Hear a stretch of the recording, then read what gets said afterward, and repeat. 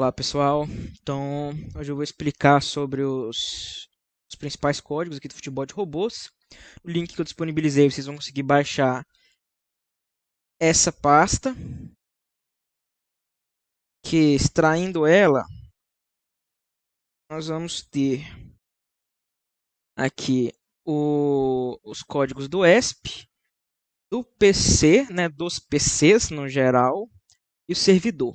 Vamos começar então pelo código do ESP.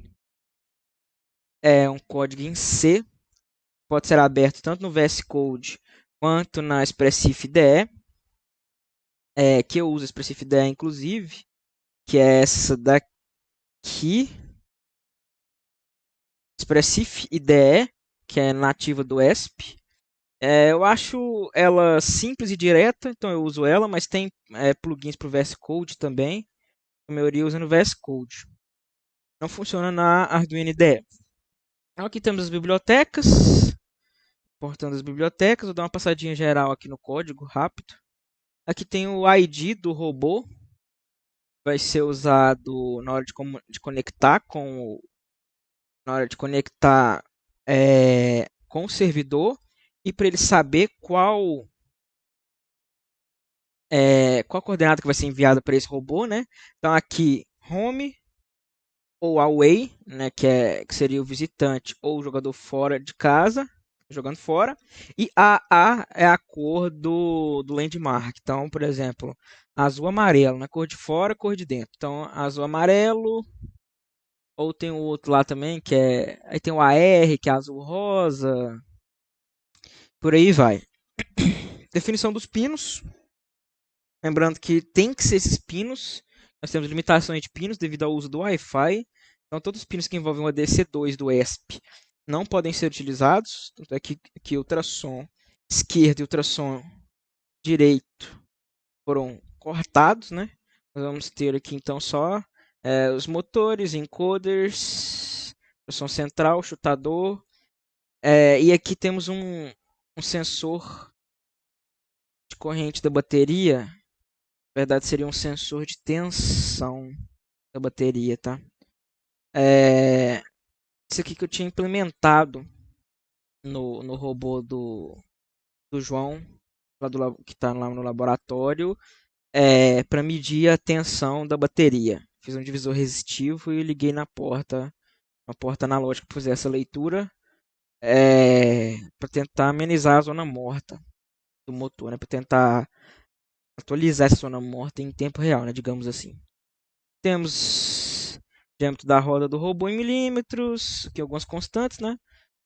Raio de giro do robô, pulso por revolução do encoder, velocidade nominal do motor em RPM e a zona morta do motor em volts.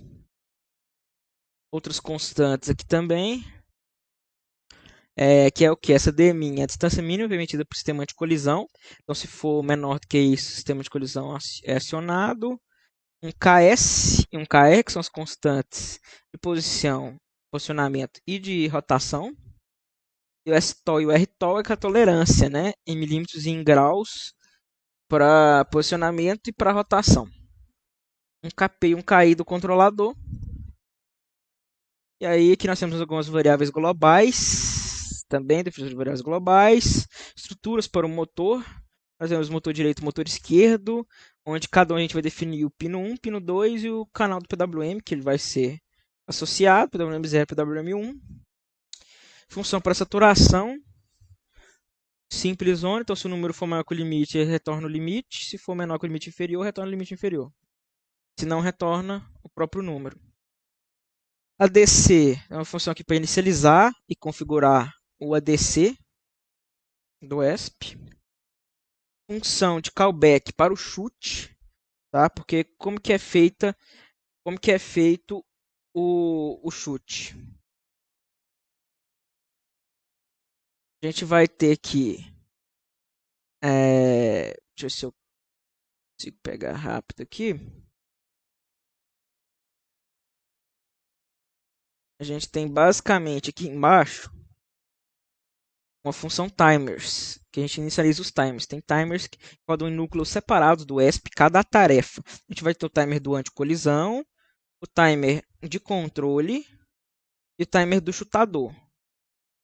Então, a gente define coisas que o ESP vai ficar paralelamente realizando. Então, no caso do chutador, por exemplo, aqui a gente tem um timer do tipo one shot, que é o que? Ele é realizado uma vez só. Então, aqui a gente configura ele, é passado então a função de callback. Então, quando ele é acionado, a gente passa essa função. E aí aqui a gente vai definir é,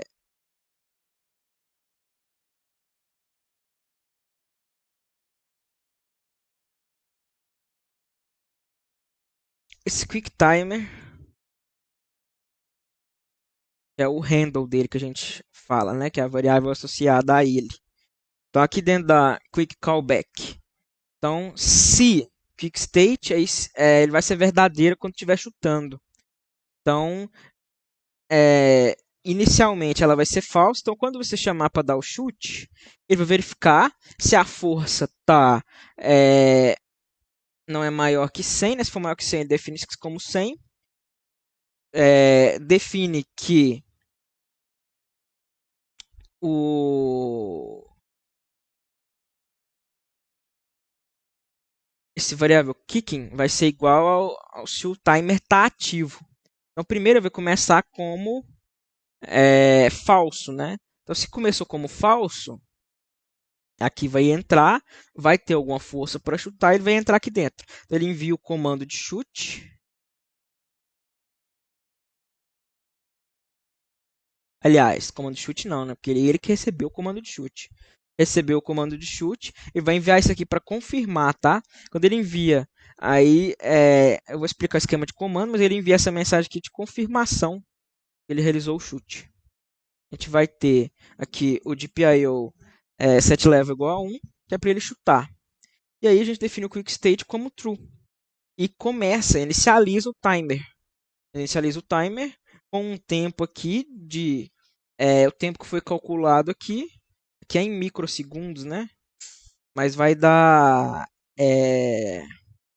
10 mili dividido por 100 vezes a força, né? Então vai ter essa força que vai variar o chute aqui, né? O tempo que vai ficar acionado. Aí ele vai acionar essa função de callback. Né? Então ele vai ficar tentando entrar aqui dentro toda hora e não vai entrar, porque ele ainda vai estar acionado. E assim que vencer o tempo, ele vai entrar aqui, define a DPIO como 0. E começou como 0, a gente define o estado do chute como falso. E aí inicializa o timer de novo, dessa vez com 5 segundos de duração, né? Que é o intervalo em que não pode acontecer o chute. E é por isso que é conferida essa condição aqui antes. Ó. E se a pessoa tentar chutar de novo e ele vê que o timer está ativo, ele não vai chutar. Beleza? Então fica de forma paralela e automática essa questão de controle do tempo do chute. A próxima parte aqui é do Wi-Fi, vai conectar no Wi-Fi. Aqui tem que mudar, tá? Que tá no meu Wi-Fi aqui com a minha senha. Tem que mudar. Não sei se vai usar do laboratório, vai usar o roteador, enfim. Tem que colocar as credenciais do Wi-Fi aqui. Esse reset count, ele é do encoder, tem uma unidade contadora de pulsos do ESP. Esse reset count ele faz resetar essa contagem de pulsos.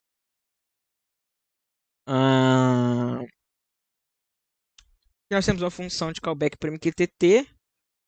Então deixa eu explicar já a comunicação aqui. A gente vai receber aqui, toda vez que recebe uma mensagem, ele chama essa função de callback. Então ele vai entrar aqui dentro. Aqui nós vamos pegar o tópico e o dado, né, enviado. Então nós vamos comparar se tópico for igual a PCPyCon. A gente tem tópicos diferentes, né? No PCPyCon é a comunicação do PC que vem do PC Python, né? Então, ou seja, os comandos, né, enviados para o robô. E nós temos uma parte que vai segmentar os dados enviados separados por vírgula, uma lógica com caracteres em C aqui, que tem que ser na unha mesmo. E depois a gente confere o primeiro caractere. O primeiro caractere vai indicar o que o comando vai fazer. Os outros separados por vírgula são os parâmetros do comando, né? Então, por exemplo, o L seria o move linear. A gente vai ter, ó, ds é igual à primeira constante enviada, é a power, né, a segunda constante. O que a gente faz? Reseta as contagens do encoder direito e do encoder esquerdo, coloca o modo igual a 1. Ele está pegando um tempo aqui, que esse tempo é para fazer a rampa de aceleração e desaceleração, tá? Então, ele marca em que tempo que está aquele instante em milissegundos. E aqui tem os outros comandos. Então, para rotacionar, tem a mesma coisa. As atribuições aqui, só que vai para o mod 2, né? O modo de movimentação 2. Aqui é o G, em que é passado um target, né? Go to pos. Tem referência em X, referência em Y, força. Então, nesse formato. O A é o align, né, que seria só uma rotação e tudo mais. E o K que é o quick. Ele chama a função quick, com a força especificada e segmentada nas constantes. Basicamente isso. E tá aqui, era só para debug. E se o tópico for outro? Se o tópico for o tópico do robô ID, né, que a gente definiu lá em cima, home AA. Se for esse, aí a gente vai pegar os dados da visão. Vai segmentar normal aqui também por vírgulas, x, y, θ. Ele recebe aqui e é atualizado em paralelo também as posições x, y, θ do robô. Okay? Inicialização do MQTT. Então aqui vai ter o endereço de IP. E aí isso aqui vai ter que ver, tá? O endereço de IP do meu roteador. Provavelmente vai ter que mudar isso aqui quando for implementar em outra máquina, em outro roteador. Aqui é o ID que vai aparecer quando conectar o ESP no servidor. Aqui inicializa tudo mais e aqui inscreve nos tópicos. Vai escrever então no tópico PCPyCon e no mesmo que o Robot ID, receber a visão. Função aqui para inicializar o PWM, para configurar ele. Configuração para setar o PWM. A gente passa o motor e o sinal aqui de menos 100 a 100. Essa lógica aqui, a função já inverte os pinos e manda já variando, né, de menos 100 a 100% de PWM. A gente tem, para inicializar os pinos do encoder, a gente inicializa aqui a unidade contadora de pulsos do ESP. Essa função aqui toda é para configurar isso. Função também para dar um attach no ultrassom, né? Inicializar o ultrassom. Função também para leitura do encoder, encreed. Função para leitura do ultrassom. Para verificar a colisão, isso aqui roda de tanto em tanto tempo, definido no timer, né? Roda em paralelo. Então pega a distância central aqui, que eu chamei de DC. Esse mais igual, essa expressão aqui é de um filtro digital, que é utilizado nele, porque estava com bastante ruído, eu coloquei um filtro digital. Ele vai pegar a leitura do encoder, então, menos o valor anterior, e esse vai ser o incremento, né? Dividido por uma constante aqui do filtro. E esse valor que vai gerar um valor filtrado aqui da distância lida pelo encoder, né? Então, se tiver dentro da distância mínima, se tiver menor do que a distância mínima permitida, essa variável freeFront vai para false, né? Objeto identificado à frente do robô, e aí a gente pode usar essa variável para mandar uma condição de parada. Não está implementada ainda, mas seria só utilizar uma condição aqui na hora do controle, né? Para colocar a velocidade para zero, alguma coisa assim, fazer esse tratamento. A gente tem a função de callback para controle, né? Tem um timer dedicado para controle, que a gente ajusta até a taxa de amostragem também e tudo mais. E o controle acontece aqui dentro. Então, aqui tem a leitura da tensão da bateria, e aí vai para os modos de movimentação, né? O modo 1, que é o Move Linear via encoder. A gente tem aqui, lê o valor do encoder, calcula o erro, que é o DS, né, que é passado para a função lá, quantos metros quer andar, quantos milímetros quer andar, na verdade, menos o valor atual, verifica se está dentro da tolerância de erro, né, um epsilon de erro aqui, calcula o sinal de controle. O sinal de controle aqui é baseado em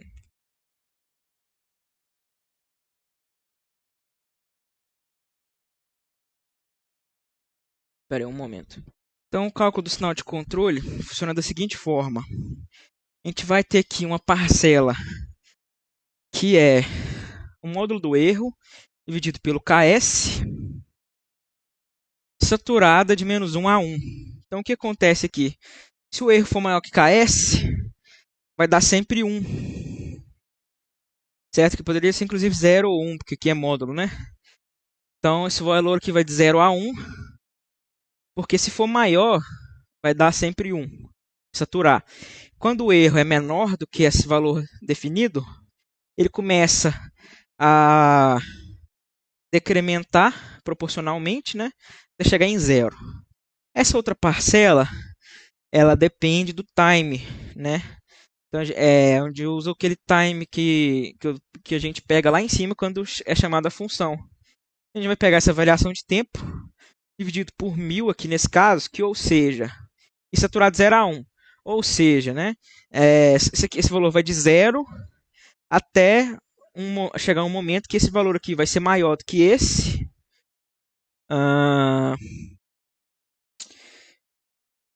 E aí vai aumentando, né, essa parcela de cima, dividido por 1000, chega um momento que esse valor aqui vai passar de 1 e vai ser saturado em 1. Então isso aqui vira uma rampa no tempo, de forma que ele inicializa o movimento mais suave. Essa rampa vai durar o quê? 1000 milissegundos, né? Então 1 segundo, porque depois de 1000 milissegundos, esse valor aqui já vai passar de 1, ele vai ser saturado em 1. Então seria basicamente isso. E vezes o power, né, que o usuário também manda via pelo computador enviar essa força, né?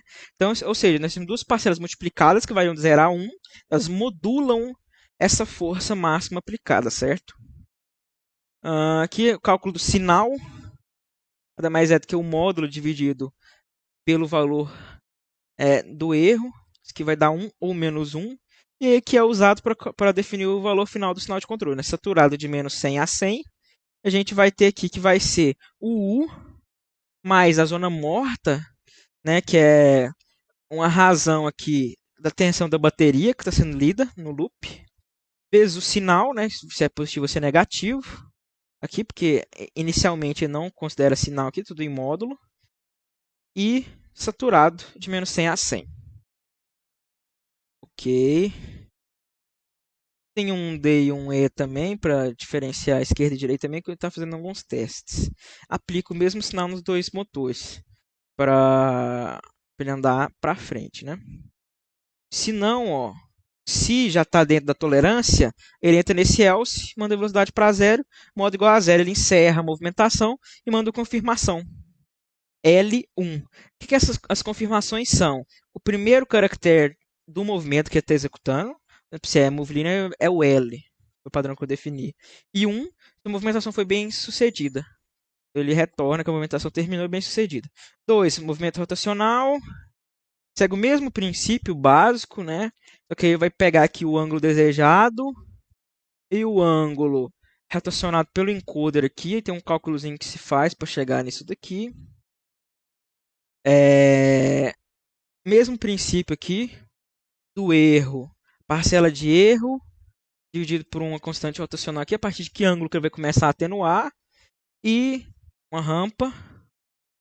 Depois a gente tem o modo 3, que a gente vai ter um erro também de posicionamento, que vai ser ΔX, né, que é o x menos o x desejado ao quadrado, mais y menos y desejado ao quadrado. Raiz disso é o nosso erro.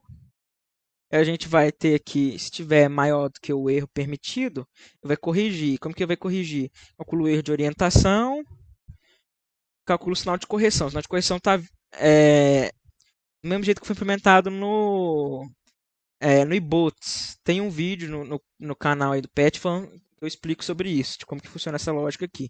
Também são parcelas de 0 a 1 multiplicadas, que vão depender aí da orientação e da posição.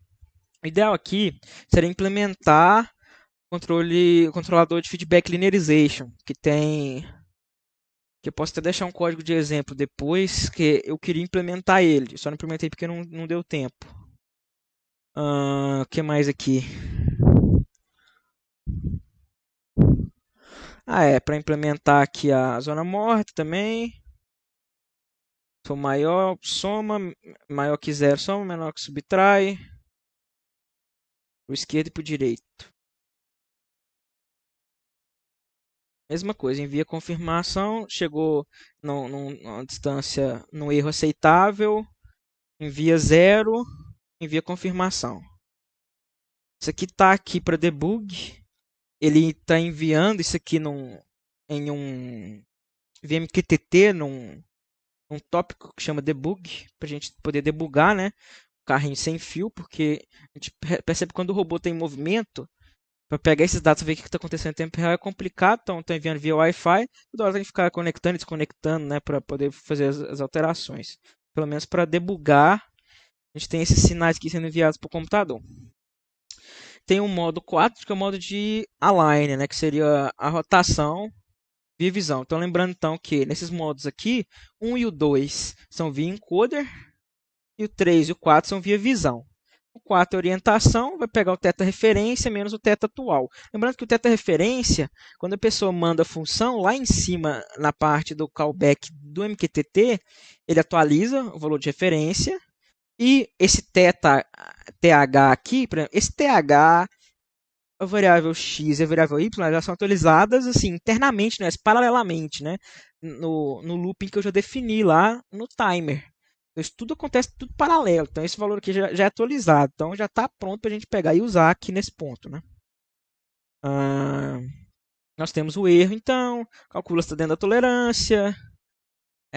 Aqui uma tentativa de tentar melhorar qualquer coisa aí, no sentido de pega o erro anterior e veja se ele também está dentro da tolerância, para não correr risco de acontecer, por exemplo, uma amostra ele está dentro da tolerância, aí a outra não estava também, que pode acontecer, por exemplo, de ele passar da referência, alguma coisa assim.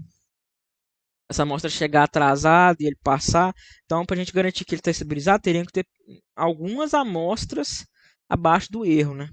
Então, era uma tentativa de fazer isso. Aqui está calculando a integral do erro. Aqui é uma tentativa de fazer um PI, que a gente estava ajustando, mas também não ficou muito bom e tal. Aqui a gente tem o sinal controlador proporcional integral. Pega o sinal, aplica aqui com a zona morta. Caiu dentro da tolerância, manda 0, confirma o movimento. Print de debug aqui.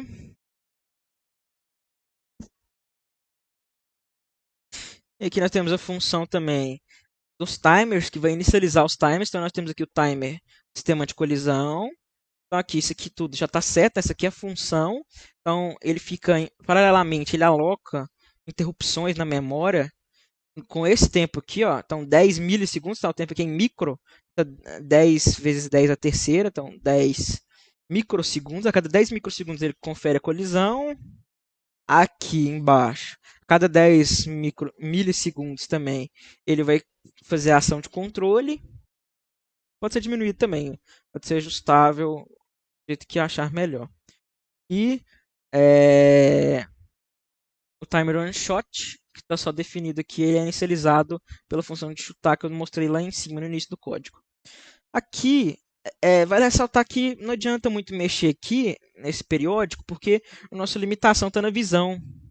Não, na demora de processamento e recebimento de dados está na visão. Que aqui a gente conseguiria facilmente implementar aí a 1 milissegundo, ação de controle, que seria uma amostragem espetacular, né? Mas que tem outras limitações aí que não são daqui. Tem a parte da visão, principalmente, acho que é o maior limitador, né?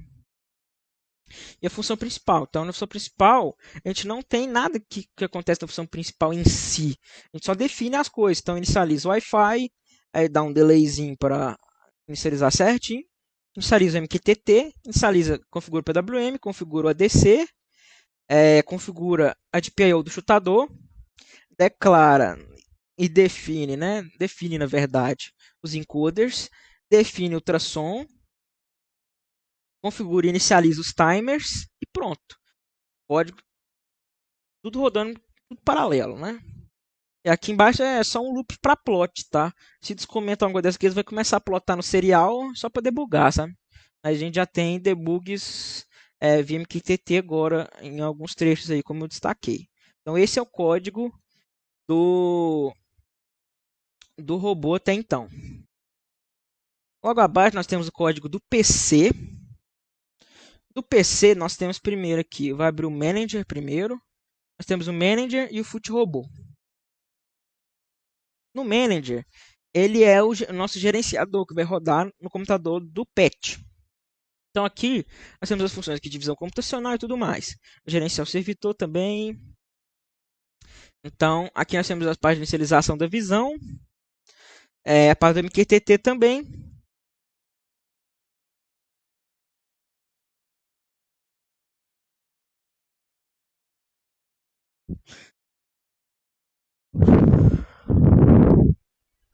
Tem até uma parte que não precisa, essa parte aqui é porque é de quando tava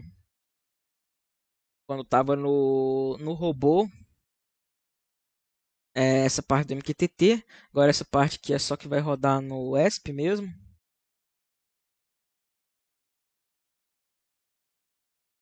Então, essa parte aqui é padrão do servidor MQTT. Aqui veio o IP, mesmo IP lá do ESP, né, que tem que conferir, que esse aqui é o meu IP, tem que conferir lá, a porta vai se manter, mas o IP tem que conferir e provavelmente trocar, de acordo com o roteador que for usar, ou o hotspot móvel. Eu usava aqui, ó, eu vim aqui, alguns notebooks tem essa opção, né?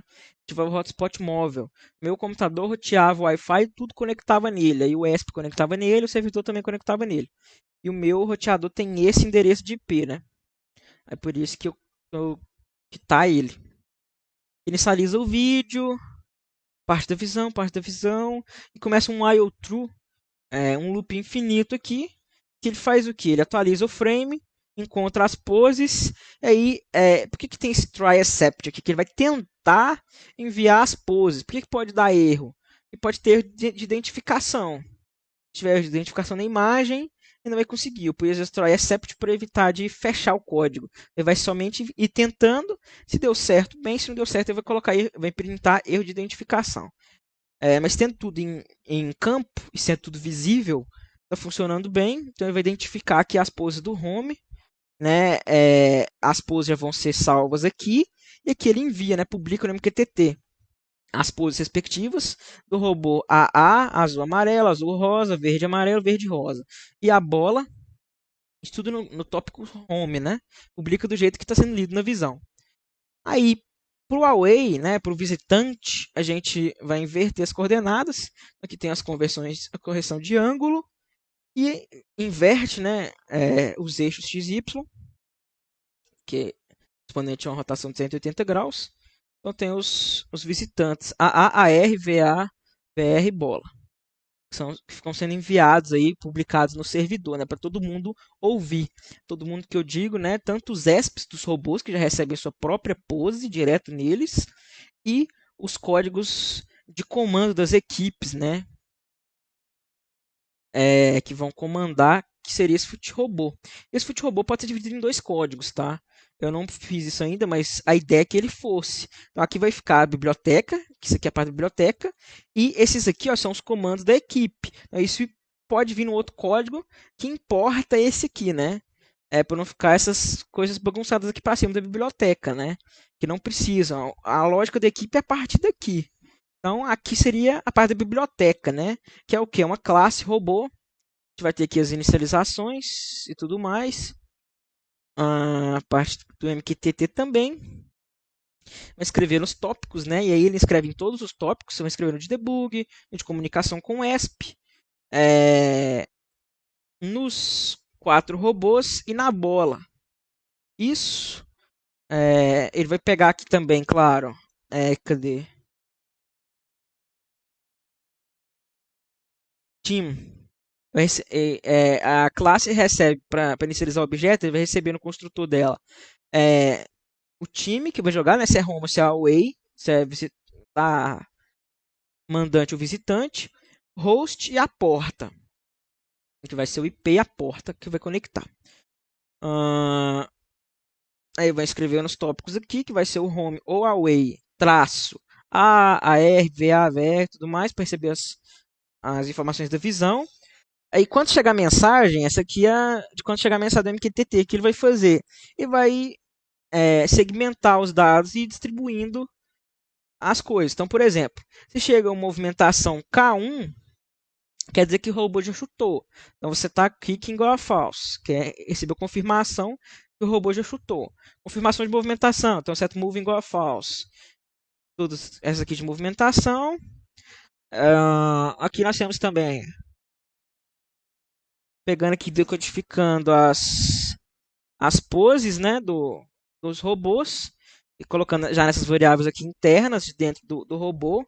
Então o objeto já vai possuir essas variáveis aqui que podem ser chamadas, né? Isso aqui está aqui só para teste, que eu estava conferindo aqui. Isso aqui para printar o tempo que gasta entre receber uma pose e outra. Estava na casa dos 100 milissegundos. Tem aqui a função para chutar, né, que é o que? Ele recebe uma força de chute, que está aqui por padrão 50, as pessoas chamam só quick. É, parênteses, abre, fecha parênteses, vai mandar 50 por padrão. Se a pessoa especifica, vai mandar outro valor. Então, se tiver entre 0 e 100, aí ele vai mandar. Aqui tem uma conversãozinha, tá? Que está sendo feita para abranger, pra compensar, na verdade, é, uma zona morta que tem. E aí, o que ele faz? Ele publica o comando nesse PCPyCon, vai publicar K é a força do chute. Por aí vai. Todos aqui os comandos são da mesma forma. Ele vai publicar a primeira letra do comando e os parâmetros.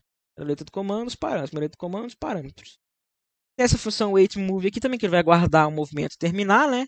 Porque quando você manda uma função, por exemplo, go to pose, ele não fica travado naquela função, porque isso é uma coisa ruim.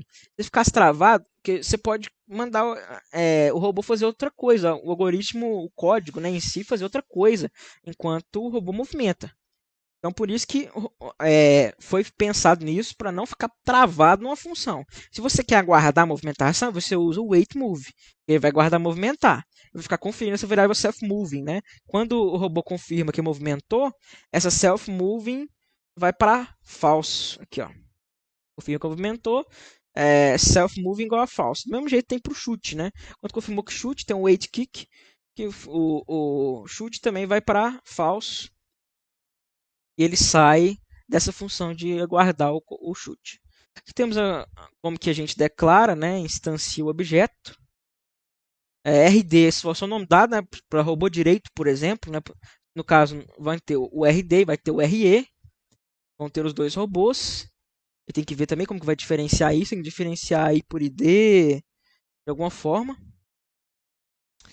E a gente declara que se é home ou away, o IP e a porta. A gente vai. Aí as funções são chamadas mais ou menos desse jeito como está aqui, ó. Move linear, aí menos 500 com força 100, né? Com potência máxima, por exemplo. Wait move, então vai guardar o movimento. Se você der só move linear, que vamos supor que o código só tivesse move linear, se aqui tu tivesse em branco, talvez o robô nem movimentar, ele já ia executar rapidão e ia sair, não ia dar tempo. Ou pode ser que ele só movimenta e pronto. Mas se tivesse outra coisa aqui embaixo, ele nem ia fazer essa primeira coisa, né? Ele já ia para a próxima. Então, né, o código segue, ele não fica travado na função. Rotaciona, ele vai aguardar. Vai para a posição, aguarda. Então, a diferença, então, move linear ele vai vir encoder, rotate vai vir encoder, go to pose vai via visão, quicker chuta, o align a linha via visão também, ângulo, vírgula, força, tá? Em percentual. Quick aqui, do jeito que eu pus aqui, ele vai chutar com força 50, né? Que é padrão. Se colocar um valor aqui qualquer, ele vai com aquela força. 100, por exemplo, e por aí vai. Então, mais ou menos essa é a estrutura aí do futebol de robôs. Por fim, a gente tem também um servidor, né? E o servidor é um código em ASP.NET Core, .NET. A gente clica duas vezes nesse init.bat e ele já vai inicializar. A primeira vez que você vai rodar, vai pedir umas autorizações, você autoriza e vai abrir aqui no CMD. Ó. Autoriza. Já abriu aqui. Está escutando nas portas. E aqui começa a aparecer também as informações. Se foi conectado, se não, como que tá e tal. Então, se eu vier aqui, por exemplo, no PC, vou rodar o robô.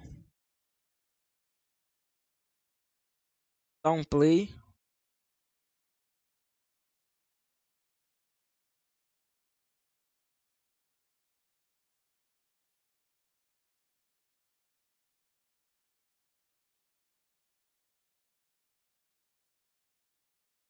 Olha lá, ó. Cliente conectado, PC Home, subscreveu nos tópicos debug, ESP, tal, tal, tal, tal. Publicou aqui, ó. Publicou A050. O que significa A050 que ele publicou? O primeiro comando que eu dei aqui, ó. É o align 050. Os parâmetros passados ali, ok? O robô vai receber e processar. Ele está guardando aqui, né? Não saiu ainda não, que eu estou guardando. Aguardando o retorno do robô, né? Que eu não tô com ele aqui agora para testar. Mas é basicamente isso. Quando ele inicializar a visão também, ela vai ficar publicando aqui loucamente, tá? A visão fica publicando aqui. Isso aqui virou uma loucura de dados e é assim mesmo. Mas é basicamente isso. Para rodar isso daqui, tem que ter o Microsoft .NET instalado. Tem que instalar o .NET 6.0, tá? Então, o Microsoft .NET 6.0 instalado. Se eu não me engano, é só isso. Tem um bom tempo já que eu não mexo com ele. Aliás, eu só executo, né? Eu instalei ele já tem um bom tempo. Se eu não me engano, é só o .NET 6.0 que precisa. Então é basicamente isso. Os códigos aqui do futebol de robôs, ok?